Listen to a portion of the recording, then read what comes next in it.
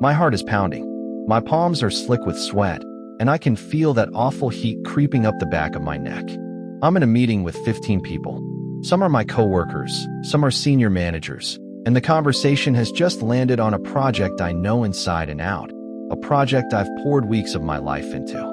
My boss turns to me, his face full of expectation. "What are your thoughts on this?" And my mind goes completely, utterly blank. It's not that I don't have any thoughts. It's that I have way too many, and they're all screaming at me at the same time. Don't say something stupid. They're all staring at you. Your voice is going to shake. They're going to figure out you're a fraud. Just say anything. No, don't. You'll sound like an idiot. For years, this was my life in pretty much any public situation. The fear of being judged, of being seen in a negative light, kept me locked in a prison of my own making. Psychologists have a name for this, the spotlight effect, the belief that people are paying way more attention to you than they actually are. But knowing the name for it didn't help. The feeling was real, and it was paralyzing. But then, I found something. It wasn't some complicated therapy or a prescription. It was a single word.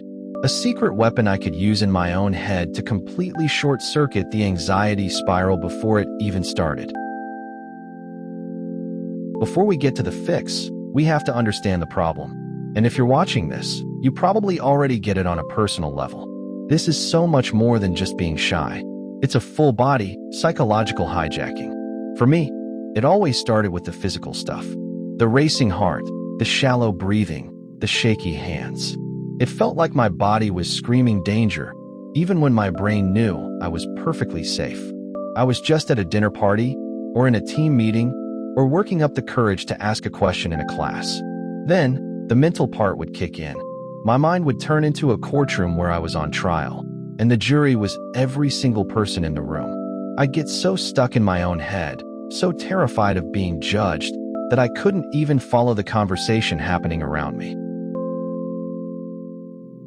Someone would ask me something, and I'd have to say, "Sorry, can you repeat that?"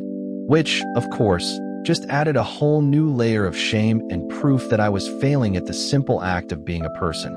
This constant internal battle meant I missed out on so much. I dodged networking events that could have helped my career. I stayed silent in brainstorming meetings, even when I knew I had good ideas. I'd dip out of parties early, not because I was bored, but because the sheer exhaustion of managing my own brain was just too much. My world kept getting smaller and smaller, not because I wanted it to, but because hiding felt like the only thing that worked. But avoidance is a trap. It just proves to your brain that the situation really is dangerous, which makes the anxiety even worse next time. I spent years reading articles, trying all the advice. Just be confident. Fake it till you make it. Picture them in their underwear. None of it touched the sides. It was like telling someone in a hurricane to just think sunny thoughts. The feeling was too powerful. It didn't need to be reasoned with. It needed to be interrupted. Because an anxious brain, flooded with stress hormones like cortisol and adrenaline, doesn't really listen to logic. And that's when I stumbled onto the concept that changed everything. The concept is called a pattern interrupt. It's basically a way to break a mental or behavioral loop before it picks up steam. Think about your anxiety like a tiny snowball at the top of a huge hill. At the top, it's small. You can just flick it away. But as it starts rolling, it gathers more snow, more anxious thoughts, more physical symptoms, until it becomes a full-blown avalanche that you have no hope of stopping. The secret isn't to try and stop the avalanche at the bottom. It's to stop the snowball at the very top. I learned that a lot of therapies are built on this idea. Cognitive behavioral therapy, or CBT, is all about spotting and changing the thought patterns that fuel anxiety. There's another brilliant concept from a therapy called ACT, which is all about cognitive defusion. That's just a fancy way of saying you create distance from your thoughts. You learn to see them as just little blips of mental activity passing by, not as absolute truths or commands you have to follow. So instead of being totally fused with the thought, "I'm going to fail," you can take a step back and see it as, "Oh, I'm having the thought that I'm going to fail." That tiny shift creates a little bit of space. I needed a simple, fast, and totally private way to create that space. Something I could do in the 2 seconds between someone asking me a question and my brain hitting the panic button. And that's where the word comes in. The idea was to pick one single, totally random word that I could mentally shout to derail the anxiety train. It had to be a word with zero emotional baggage. A word so out of left field that it would force my brain to hit the reset button. So, how do you find your word? First, the word has to be neutral or maybe a little bit positive. You don't want a word like success or confidence, because those are tied directly to what you're anxious about. Second, it has to be completely disconnected from what you're doing. You're looking for something that yanks your brain onto a totally different track. It should be a noun, something concrete you can easily picture. Third, it should be a little bit unusual or even funny to you. It needs to have enough personality to cut through all that mental noise. So, I sat down and just started listing words. Things like spatula, wombat, cucumber, accordion, lighthouse. Eventually, I landed on my word. Let's just say, for the sake of this video, my word was hedgehog. Okay, so having the word is step 1. Using it effectively is step 2. For me, it became a 3-part process. Step 1, the trigger. First, you have to get good at noticing the very beginning of the anxiety. For me, it's that first flicker of heat in my chest and the first negative thought, like, oh no, they're gonna look at me. The second I feel that, that's the trigger.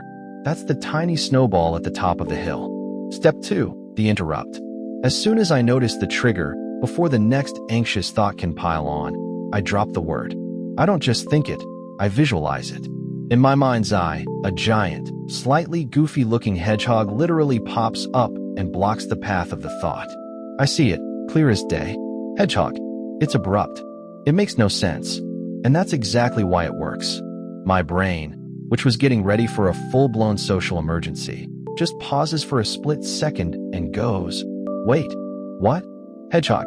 That split second is everything. That's the space you need. That's cognitive defusion in action. Step 3, the pivot. The word doesn't make the situation go away. It just buys you a moment of clarity. And in that moment, you have to do the most important thing, pivot your attention outward. Social anxiety is fueled by intense self-focus. The antidote is to shift your attention away from your internal monologue and onto the world outside of you. So, after the hedgehog interrupt, I immediately latch onto something external. I look at the person who asked me a question and really listen to what they just said. I notice the color of their tie. I focus on the feeling of my feet flat on the floor.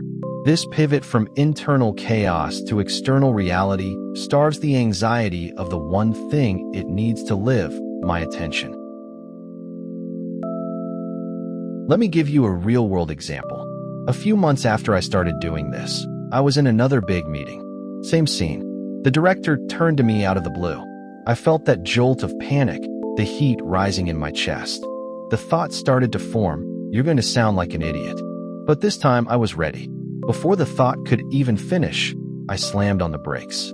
Hedgehog. I pictured it. For a split second, the fear was replaced by that absurd little image. And in that tiny gap, instead of falling down the rabbit hole in my head, I pivoted out. I looked at my director, took a slow breath, and focused on his question. And then, something amazing happened. An answer came out. It wasn't the most eloquent speech in history, but it was a clear, coherent thought. I hadn't frozen. I hadn't imploded. I had survived, and I'd actually contributed. Now, this is not a magic cure for social anxiety disorder. If your anxiety is severe and seriously impacting your life, please talk to a qualified mental health professional. Therapy, especially CBT, can give you a whole toolbox of strategies to manage and overcome these challenges. But what this word gives you is a tool, a practical, in-the-moment strategy to take back control when you feel yourself slipping. It's a way to prove to yourself that your anxious thoughts are not commands. They are just suggestions, and you can choose not to take them. You are the sky, the thoughts are just the weather. So here's your homework. Spend a little time today and find your word. Brainstorm some options.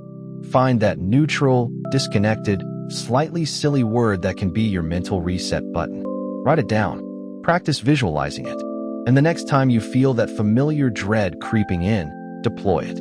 Interrupt the pattern. Pivot your focus. And take back that moment. If this video helped you, please like, subscribe, and tell me in the comments. I have my word. You've got this.